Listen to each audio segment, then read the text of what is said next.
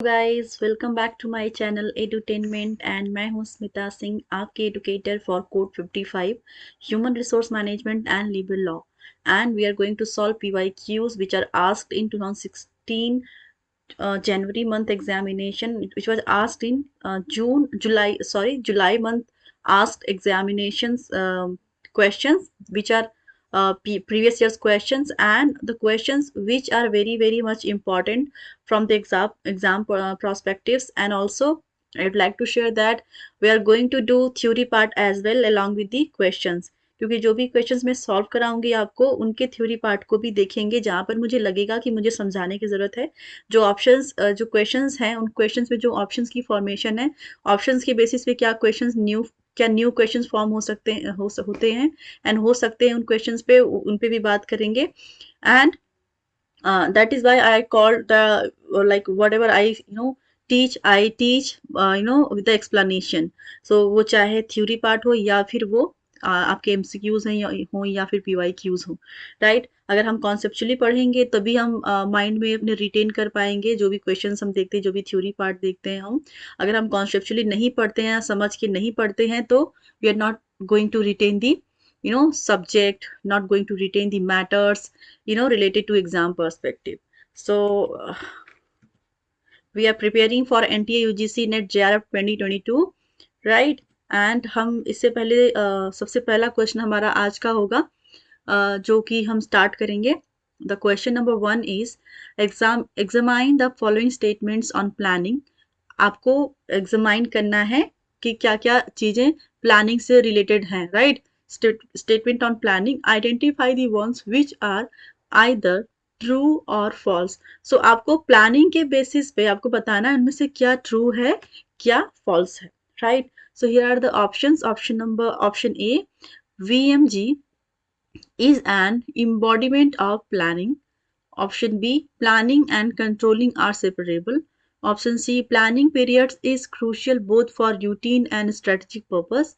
Option D, the commitment principle of planning implies that long range planning is not really planning for future decision but rather planning of the future impact of today's decision, right. So आपके सामने ये options हैं। Option E भी देखेंगे।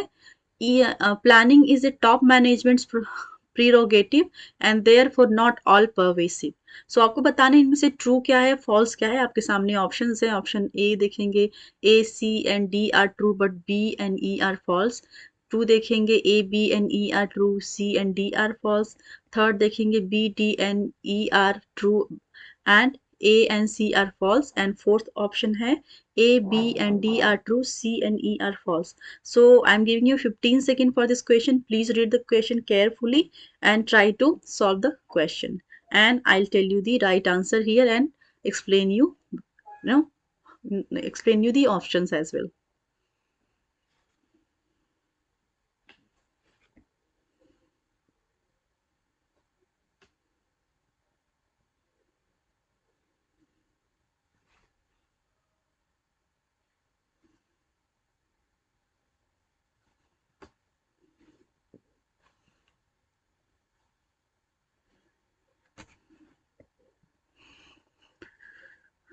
So here the correct option for this question is option number 1 would be the right answer. देखेंगे कैसे ये right होगा। A, C and D are true, B and E are false. देखेंगे A, C and D true कैसे हैं। A में क्या दिया गया है, VMG is an embodiment of planning. That is correct. जो VMG है वो एक embodiment है planning का, right? उसका ढांचा है planning का। And B देखेंगे, planning and controlling are separable. Planning और कंट्रोलिंग दोनों सेपरेबल नहीं होते हैं, राइट। सो यहाँ पे ये इनकरेक्ट हो जाएगा, that is why B is false here. C देखेंगे, planning periods is crucial both for routine and strategic purposes. That is true कि जो प्लानिंग का जो पीरियड होता है वो बहुत ही क्रूशियल होता है। जब भी हम प्लान करते हैं, कोई चीज़ बनाते हैं, गोल्स बनाते हैं, उनके जो ऑब्जेक्टिव्स होते हैं गोल के पीछे, क्या किस तरह से उसको अचीव किया जाना चाहिए, कितना टाइम पीरियड होना चाहिए, तो दैट इज द जो प्लानिंग पीरियड आपका होता है वो बहुत ही क्रूशियल होता है। And for routine and strategic purposes, दोनों के लिए, रूटीन बेसिस पे भी आप बात करेंगे तभी भी, और जो स्ट्रेटेजिक लेवल पे होता है, जो लॉन्ग टर्म के लिए जाता है, उनके लिए भी ये बहुत ही क्रूशियल होता है प्लानिंग, राइट। डी देखेंगे, The commitment principle of planning implies that long range planning is not really planning for future decisions but rather planning of the future impact of today's decision, right? So जो planning का main motto होता है उसका ये मतलब नहीं होता है कि सिर्फ वो लॉन्ग टर्म के लिए हम प्लानिंग बना रहे हैं, जो आप स्ट्रेटेजीज बना रहे हैं, प्लानिंग बना रहे हैं, वो लॉन्ग टर्म के लिए बना रहे हैं। उसका सिर्फ इतना ही काम नहीं होता है कि हम प्लान कर रहे हैं लॉन्ग रन रेंज के लिए स्ट्रेटेजी बना रहे हैं तो ये प्लानिंग हो गया, नहीं, उसके पीछे उसका मोटो क्या होता है, that is the future impact of today's decision, कि आपने जो आज डिसीजन लिया है उसका फ्यूचर में क्या इम्पैक्ट पड़ेगा, दैट इज द प्लानिंग। जो लॉन्ग रन की जो प्लानिंग्स होती हैं उनमें हम देखते हैं कि हम अगर हमारा प्लान ए सक्सेसफुल नहीं रहा तो प्लान बी का क्या होगा, अगर प्लान बी भी फेल हो गया तो प्लान सी क्या होगा।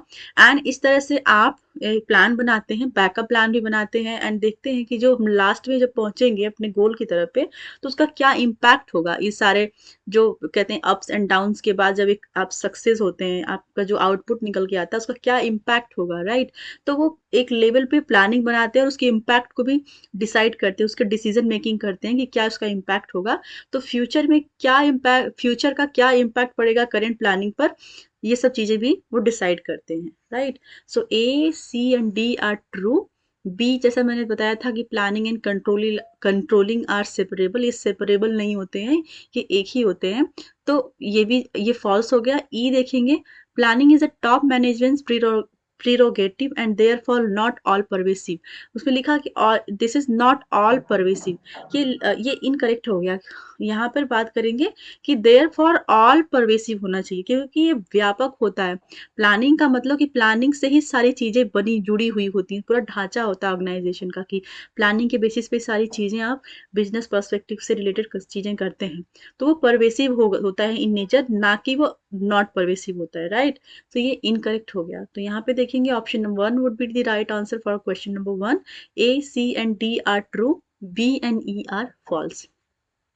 Next question is question second देखेंगे, examine the following statements on the control process in management, identify those which are true and those which are false. आपको बताना है कि इनमें से कौन सा सही है और कौन सा गलत है, आपको आइडेंटिफाई करना है, राइट? सो ऑप्शन ए देखेंगे, plans set the yardstick against which managers devise control.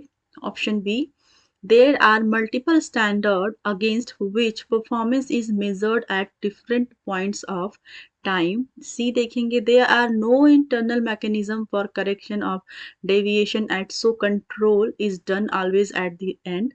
Option D देखेंगे, control has a feedback value which may और may not have value for future planning. आपके सामने ऑप्शंस हैं, option number 1 2 3 4, इसमें से दिया गया है, आपको चूज करना है कि इनमें से सही क्या होंगे, राइट क्या होंगे एंड रॉन्ग क्या होंगे। I am giving you 15 second, please go ahead.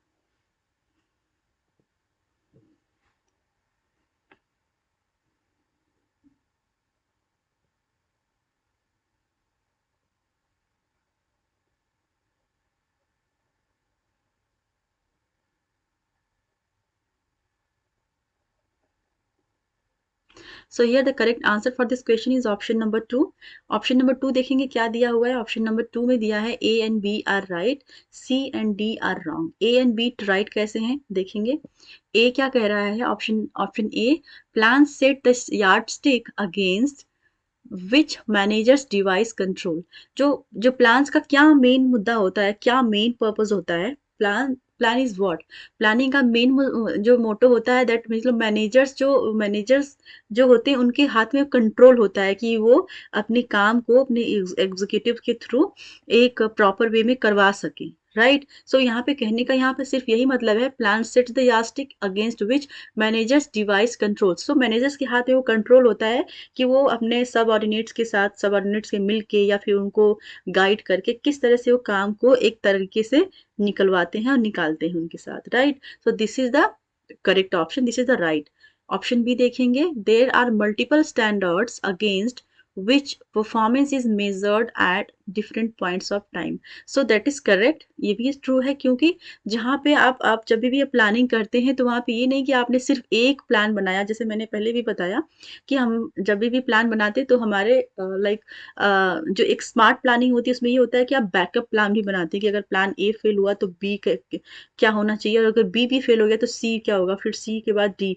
तो इस तरह से कंसेक्यूटिवली वो प्लान्स बनाते हैं कि हम एंड में जब हम फ्यूचर में पहुंचेंगे और हम इस तरह से लाइक सक्सेस हो गए तो अच्छी बात है, अगर सक्सेस नहीं हुए कहीं पे भी अप्स एंड डाउन्स जब आते हैं बिजनेस में, तो किस तरह से उसको हैंडल किया जाना चाहिए, क्या कंट्रोलिंग पावर रहेंगे। तो सेकंड जो ऑप्शन बी है वही कह रहा है कि जो प्लानिंग्स को मेजर करने के लिए सिर्फ एक तरीका नहीं होता, उनके मल्टीपल तरीके होते हैं उनको मेजर करने के लिए डिफरेंट टाइम पीरियड पे, राइट। सो यहाँ पे ऑप्शन बी भी करेक्ट हो जाएगा, राइट। एंड क्योंकि यहाँ पे बात की जा रही है there are multiple standard against which performance is measured, क्योंकि जहाँ पे प्लान करेंगे वहां पे हम परफॉर्मेंस तो ही देखेंगे, क्योंकि प्लान बनाया तो अब आप देखेंगे कि आपने जो भी काम एलोकेट किया है अपने सबऑर्डिनेट को बीइंग अ मैनेजर, तो उनका कितना इनपुट है उस काम में, वो किनका क्या परफॉर्मेंस लेवल है। क्योंकि आप जब प्लान बनाते हो तो उसमें से बहुत सी चीजें वेरी करती हैं, आपका टाइम, आपका पैसा, आपकी मेहनत, आपकी परफॉर्मेंस, सारी चीजें वेरी करती हैं, राइट। सो यहाँ पे जो मेन बात कही गई है कि जब आप किसी भी एम्प्लॉय की परफॉर्मेंस को मेजर करते हैं तो उसको मेजर करने का सिर्फ एक ही तरीका नहीं होता, उनके तरीके डिफरेंट होते हैं, different point of time, right. So option B भी करेक्ट हो जाएगा। ऑप्शन थ्री सी देखेंगे, there are no internal mechanisms for correction of deviation at so school is done always at the end. So ये गलत हो जाएगा। यहाँ पे देखना, आप देखेंगे कि ऑप्शन क्या बोल रहा है, they are no internal mechanism for correction of deviation, that is incorrect. यहाँ पे नो नहीं होता है तो ये ऑप्शन सही हो जाता है। यहाँ पे होना चाहिए they are internal mechanism for correction of deviation at so control is done always at the end. ठीक है, तो ये ऑप्शन आपका सही हो जाता है अगर नो नहीं लगा होता, क्योंकि यहाँ पे नो लग गया तो ये ऑप्शन इनकरेक्ट हो गया, that is wrong option, right. D देखेंगे, control has a feedback value which may और may not have value for future planning. ये गलत हो गया टोटली, क्योंकि फ्यूचर प्लानिंग की ही तो बात करते हैं। जब भी आप प्लान बनाते हैं तो फ्यूचर में क्या होगा, क्या उसका इम्पैक्ट होगा करेंट डिसीजन पे, ये सब चीजें मेजर की जाती हैं।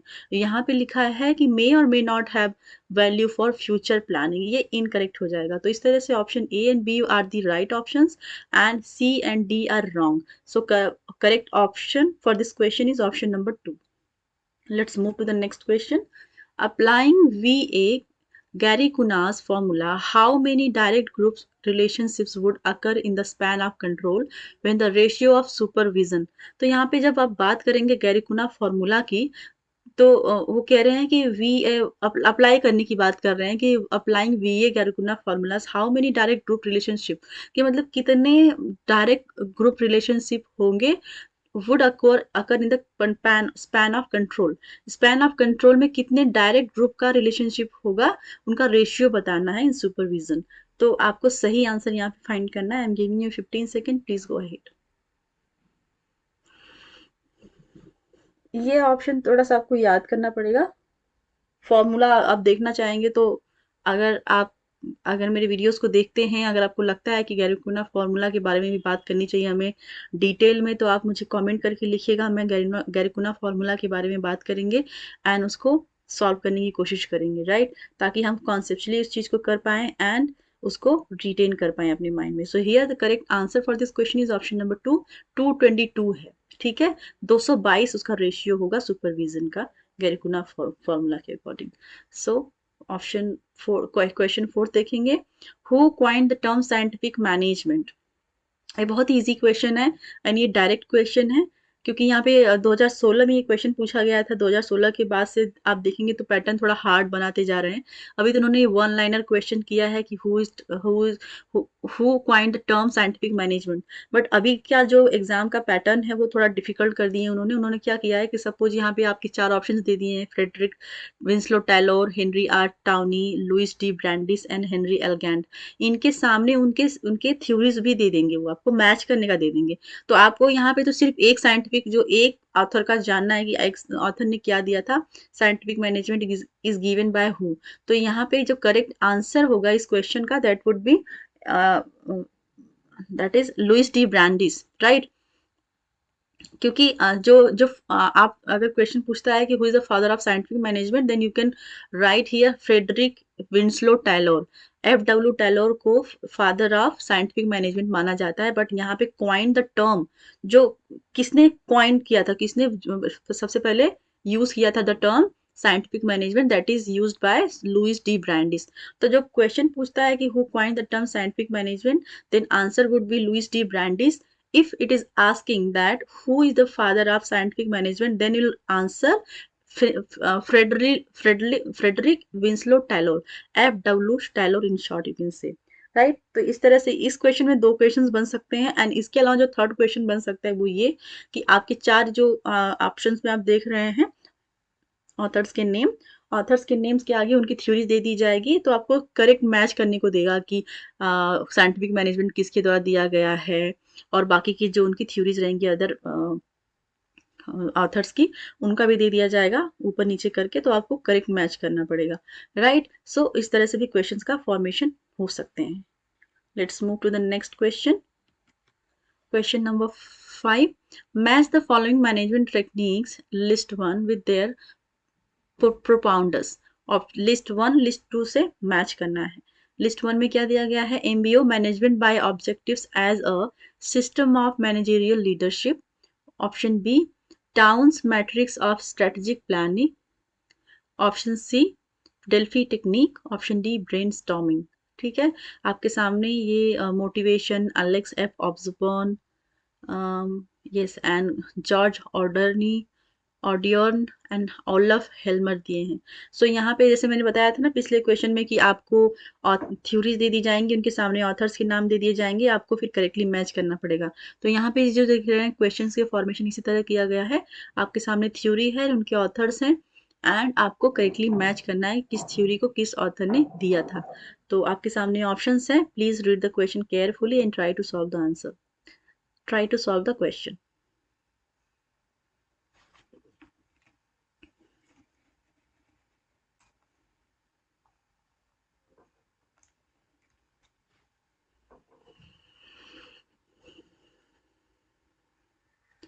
So here the correct answer for this question is option number 2. MBO management by objectives as a system of managerial leadership is given by George Odion. Option B देखेंगे, Towns matrix of strategic planning is given by motivation. Motivation, I think it is in something miche in this. I think कुछ तो इसमें गड़बड़ है, motivation नहीं होना चाहिए यहाँ पर, ऑथर का नाम होना चाहिए। क्वेश्चन की फॉर्मेशन में थोड़ा गड़बड़ लग रहा है मुझे।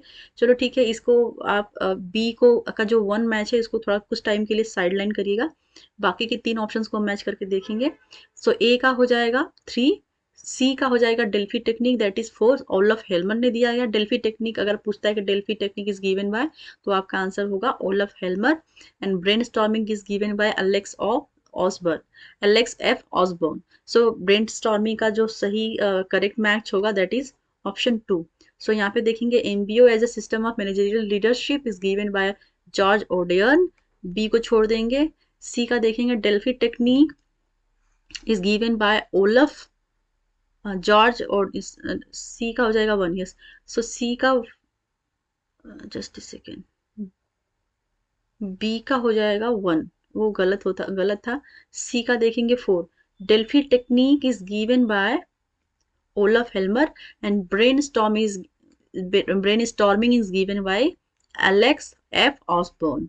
राइट, सो इस तरह से आपका करेक्ट मैच हो जाएगा। So let's move to the next question.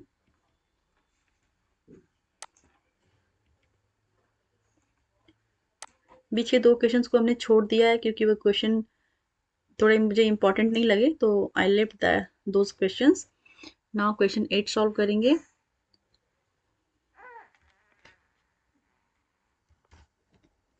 So question 8 is, examine the following statements about grievance handling and identify the ones which are true.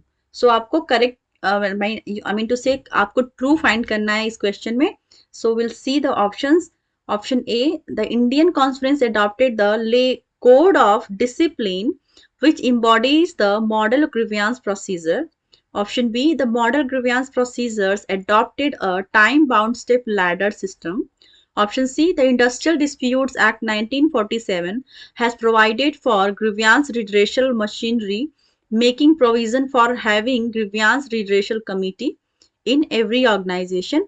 Option D, the Second National Commission on Labour recommends for constitution of grievance committee in every establishment. Right? So आपके सामने options हैं, आप एक बार question को ठीक से पढ़ के देखिए and then try to solve the question.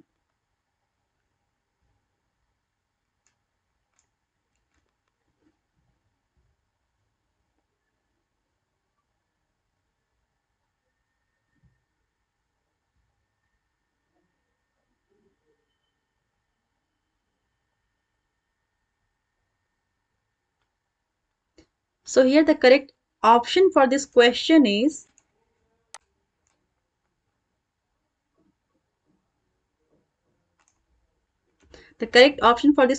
option third. A, B and D are true. C इसमें false होगा.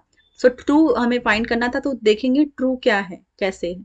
A देखेंगे, option A, the Indian Conference adopted the Code of Discipline which embodies the model grievance procedure. That is correct option. Option B देखेंगे, the model grievance procedure adopted a time bound step ladder system. That is also true. Option C देखेंगे, that Industrial Dispute Act 1947 has provided for grievance redressal machinery, making provision for having grievance redressal committee in every organization. So ये option भी correct हो जाएगा, sorry ये incorrect हो जाएगा, क्योंकि यहाँ पे बोल रहा है कि like grievance redressal machinery making provision for having grievance redressal committee in every organization. No, हर ऑर्गेनाइजेशन में ग्रीवियांस रिड्रेसल कमिटी बननी चाहिए, ये इनकरेक्ट हो जाएगा. राइट? सो ऑप्शन डी को देखेंगे. ऑप्शन डी क्या कह रहा है, the second national commission on labour recommends for constitution of grievance redressal committee in every establishment. ये ऑप्शन ट्रू हो जाएगा. अब आपको लगेगा कि ऑप्शन सी एंड डी थोड़ा मैच कर रहे हैं, लेकिन ये सी इनकरेक्ट कैसे हो गया, फॉल्स कैसे हो गया और डी ट्रू कैसे हो गया. सो यहाँ पे देखिए बात क्या कर रहा है कि grievance redressal committee in every establish organization, जो ग्रीवियांस रिड्रेसल कमिटी मशीनरी है, making provision for having grievance redressal committee in every organization. So option C में कह रहा है कि जो ऐसी कमिटी हर ऑर्गेनाइजेशन में बननी चाहिए, ये इनकरेक्ट हो जाएगा, ये फॉल्स हो जाएगा. जबकि ऑप्शन डी में क्या कह रहा है कि the second national commission on labour recommend करता है. राइट? सेकेंड नेशनल लेबर जब आया, सेकेंड नेशनल कमीशन जब आया, तो उसने रिकमेंड किया, ठीक है, उसने बताया नहीं, उसने सिर्फ रिकमेंड किया for constitution of grievance committee in every establishment. वो हर एक एस्टैब्लिशमेंट में ग्रीवियांस रिड्रेसल कमिटी होनी चाहिए, इसके लिए उसने रिकमेंड किया था. और वहां पे बात की गई है हर इस्टेब्लिशमेंट में, ना कि हर ऑर्गेनाइजेशन में. ठीक है? क्योंकि आपका जो ऑर्गेनाइजेशन होता है वो डिफरेंट नेचर का भी हो सकता है. राइट? डिफरेंट, क्योंकि आपके ऑर्गेनाइजेशन में कैटेगरीज तो भी होती है. राइट? हर जगह आप ग्रीवियांस रिड्रेसल कमिटी नहीं बना सकते. वो जो आपका ऑर्गेनाइजेशन होता है वो बहुत स्मॉल लेवल पे हो सकता है, मे बी वो 10 से भी कम पीपल वहां पे हो, 5 लोग हो. क्योंकि आप जो ड्रामा कंपनीज होती हैं, जो फिल्म स्टूडियो में काम करते हैं, इन टाइप की चीजों में थोड़ा सा जो मैन पावर होता है कम होता है. तो आप उन सब चीजों को मद्देनजर रखते हुए आप कमेटी को बनाएंगे. तो सेकेंड नेशनल कमीशन का जो रिकमेंडेशन था, तो constitution of grievance committee in every establishment, right, वो एस्टैब्लिशमेंट की बात करते हैं. तो आप कीवर्ड सिर्फ इतना देखेंगे. आप कीवर्ड जब भी एग्जाम में ऐसा क्वेश्चन आता है, सपोज ये क्वेश्चन आपके सामने आ जाता है, तो आप कीवर्ड को पकड़ेंगे सिर्फ कि हर एस्टैब्लिशमेंट में ग्रीवियांस रिड्रेसल कमिटी होनी चाहिए, ये बात की गई थी, ना कि हर ऑर्गेनाइजेशन में. ठीक है? ऑप्शन सी में हर ऑर्गेनाइजेशन की बात किया है, तो आप इसको फॉल्स कर देंगे and D that is true. So A, B, D are true. C would be the incorrect option, right? So आपका थर्ड, इस क्वेश्चन का option number third would be the right answer. Alright, so इस session में हम यहीं पर इस session को वाइंड अप कर रहे हैं.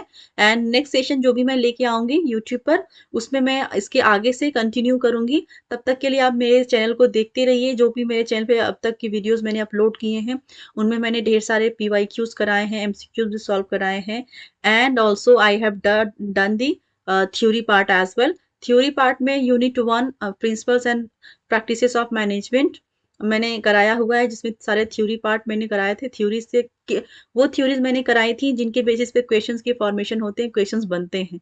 क्योंकि थ्योरी से ही क्वेश्चन पढ़ते हैं, तो अगर हमारा बेस मजबूत है तभी हम सही एग्जाम के लिए सही तरीके से प्रिपेयर हो पाएंगे। एंड यूनिट 2 भी मैंने कवर कराया है, जिसमें यूनिट 2 से भी मैंने थ्योरी पार्ट लिया हुआ है। थ्योरी पार्ट से वो सारे टॉपिक लिए थे जिनसे क्वेश्चंस बनते हैं ह्यूमन रिसोर्स मैनेजमेंट से, राइट। उसके आगे का जो यूनिट है थर्ड, उसको मैं जल्दी उसका सेशन स्टार्ट करूंगी, क्योंकि अभी मैं पीवाईक्यू सॉल्व करा रही हूँ, ताकि आपको थोड़ा सा इंटरेस्ट, पीवाईक्यू सॉल्व करने में लोगों को मजा आता है, अच्छा लगता है। तो I thought I should start with the PYQs, because we are preparing for 2022, 2022 के लिए हम तैयारी कर रहे हैं। तो हम बहुत ज़्यादा स्पीड में नहीं जाएंगे, बहुत ज़्यादा भागा दौड़ी नहीं करेंगे, क्योंकि अभी तक तो रिजल्ट भी नहीं आए हैं जिन्होंने 2021 वाले एग्जाम को में अपीयर किया था, और उसकी रिजल्ट अभी अवेटिंग है, राइट। सो जैसे ही एग्जाम क्लियर हो जाएगा, सबका रिजल्ट आउट हो जाता है, मैं थ्योरी पार्ट कराना स्टार्ट कर दूंगी। एंड उसके साथ साथ पीवाईक्यूज भी सॉल्व करते रहेंगे, एंड एमसीक्यूज भी देखेंगे, क्या नए क्वेश्चंस बन सकते हैं उनके बेसिस पे भी बात करेंगे हम, राइट। सो अभी मैं पीवाईक्यू सॉल्व करा रही हूँ, एंड कुछ दिनों में जैसे ही रिजल्ट आउट होता है, will do theory part as well. So तब तक के लिए आप मेरे साथ बने रहिए, and thank you so much for watching me. Thank you very much.